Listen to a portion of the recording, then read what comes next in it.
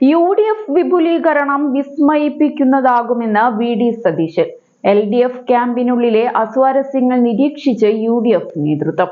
നിലമ്പൂർ ഉപതിരഞ്ഞെടുപ്പ് പ്രവർത്തനങ്ങളിൽ CPM പാടെ അവഗണിച്ചെന്ന വിമർശനവുമായി CPI രംഗത്ത് വന്നത് ചില സൂചനകൾ നൽകുന്നു. തദ്ദേശ തിരഞ്ഞെടുപ്പ് കഴിഞ്ഞാൽ കേരള കോൺഗ്രസ് മാണി വിഭാഗം പുതിയ രാഷ്ട്രീയ നീക്കം നടത്തിയേക്കുമെന്ന് സൂചന. 2026 റെക്കോർഡ് സീറ്റിൽ ഭരണം പിടിക്കാൻ UDFന് വിശാല മുന്നണി പദ്ധതി.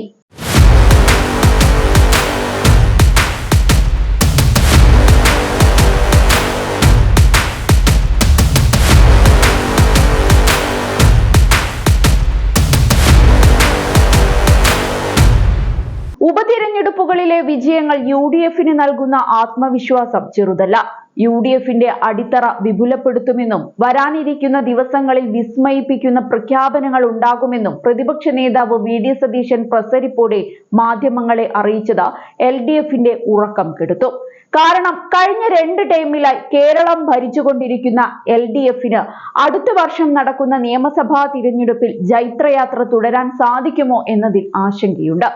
LDFൽ CPIM കഴിഞ്ഞാൽ രണ്ടാമത്തെ ശക്തിയായ CPIക്ക് പല വിഷയങ്ങളിലും കടുത്ത വിയോജിപ്പുണ്ട്. മുന്നണി സംവിധാനത്തിന്റെ മര്യാദയുടെ ഭാഗമായി വലിയ പൊട്ടിത്തെറി ഉണ്ടാകാതെ CPI നേതൃത്വം നോക്കുന്നുവെന്നതാണ് യാഥാർത്ഥ്യം. തൃശൂർ ലോക്സഭാ തിരഞ്ഞെടുപ്പ് കാലത്ത് തുടങ്ങിയ അപസ്വരങ്ങൾ നിലമ്പൂർ ഉപതിരഞ്ഞെടുപ്പിലും തുടർന്നു. നിലമ്പൂർ ഉപതിരഞ്ഞെടുപ്പ് പ്രവർത്തനങ്ങളിൽ CPIM പരിഗണിച്ചതേയില്ലെന്ന് CPI സംസ്ഥാന എക്സിക്യൂട്ടീവ് യോഗത്തിൽ വിമർശനമുയർന്നിരിക്കുന്നു. CPIM ഏകപക്ഷീയമായാണ് പ്രവർത്തിച്ചതെന്നും തങ്ങളെ അടുപ്പിക്കുക പോലും ചെയ്തില്ലെന്നും യോഗത്തിൽ വിമർശനമുയർന്നു.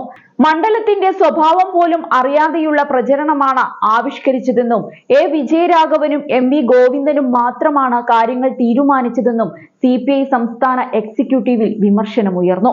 സ്ഥാനാർത്ഥിയെ തീരുമാനിക്കുന്ന സമയത്ത് തങ്ങളുമായി കൂടിയാലോചനയുണ്ടായിരുന്നില്ല. പാർട്ടി പ്രഖ്യാപിച്ചപ്പോൾ മാത്രമാണ് സ്വരാജാണ് സ്ഥാനാർത്ഥിയെന്നറിഞ്ഞത്. കണ്ണൂരിൽ പ്രചരണം നടത്തുന്നത് പോലെ നിലമ്പൂരിൽ പ്രചരണം നടത്തിയിട്ട് കാര്യമില്ലെന്നും എക്സിക്യൂട്ടീവ് യോഗത്തിൽ വിമർശനം ഉയർന്നു. അവസാന 2 ദിവസത്തെ സ്ഥാനാർത്ഥി പ്രചരണം പൂർണ്ണമായും പാളി. CPIയുടെ മലപ്പുറം ജില്ലാ കമ്മിറ്റിക്കും നിലമ്പൂർ എടക്കര ഏരിയ കമ്മിറ്റികൾക്കും ഒരു റോളും ഉണ്ടായിരുന്നില്ല എന്നും CPI വിമർശിച്ചു. നിലമ്പൂർ തോൽവിയിൽ ഭരണവിരുദ്ധ വികാരം കാരണമായെന്നും സ്ഥാനാർത്ഥി എന്ന നിലയിൽ M സ്വരാജിന് വ്യക്തിഗത മുന്നേറ്റം ഉണ്ടാക്കാനായില്ലെന്ന വിമർശനവും CPI എക്സിക്യൂട്ടീവിൽ ഉയർന്നു. ഇക്കാര്യം മാധ്യമങ്ങൾക്ക് മുന്നിൽ CPI സംസ്ഥാന സെക്രട്ടറി ബിനോയ് വിശ്വം വ്യക്തമാക്കുകയും ചെയ്തു. ഇങ്ങനെ LDFനുള്ളിൽ ഘടകകക്ഷികൾക്കിടയിൽ തന്നെ എതിർസ്വരങ്ങൾ ഉയർന്നത് UDF നിരീക്ഷിക്കുകയാണ്. കമ്മ്യൂണിസ്റ്റുകാരടങ്ങിയ CMPയും RMPയും UDFുമായി യോജിച്ചു പോകുന്നുണ്ട്. CPI UDFിലേക്ക് ചേക്കേറാൻ തയ്യാറായാൽ പ്രതിപക്ഷ നേതാവ് സൂചിപ്പിച്ച വിസ്മയിപ്പിക്കുന്ന രാഷ്ട്രീയ മാറ്റമായി അത് മാറും. ജോസ് കെ മാണിയെ UDFിൽ തിരിച്ചെത്തിക്കാനുള്ള നീക്കങ്ങൾ നടക്കുന്നുവെന്ന സൂചനകളും നേരത്തെ ഉണ്ടായിരുന്നു.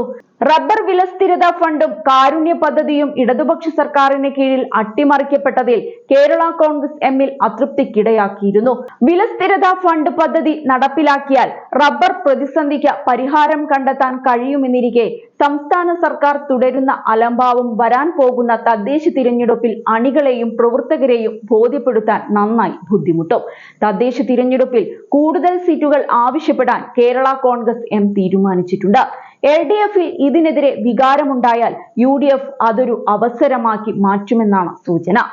UDF ഭരണം തിരിച്ചുപിടിക്കുമെന്നതിന്റെ സൂചനകൾ ശക്തമായതോടെ എതിർപാളയത്തിലുള്ളവർ മാറി ചിന്തിച്ചേക്കുമെന്ന കണക്കുകൂട്ടലിലാണ് പ്രതിപക്ഷ നേതാവ് UDF വിപുലീകരണം വിസ്മയിപ്പിക്കുന്നതാകുമെന്ന് വെളിപ്പെടുത്തിയത്. ഇന്ത്യൻ നാഷണൽ കോൺഗ്രസ് നേതൃത്വം നൽകുന്ന UDFൽ 11 ഘടക കക്ഷികളാണുള്ളത്.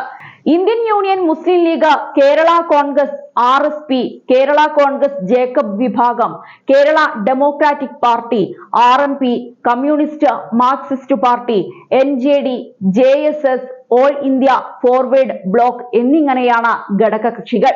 ഇതിനു പുറമെ കേരള പ്രവാസി അസോസിയേഷൻ പ്രത്യേക ക്ഷണിതാക്കളാണ്.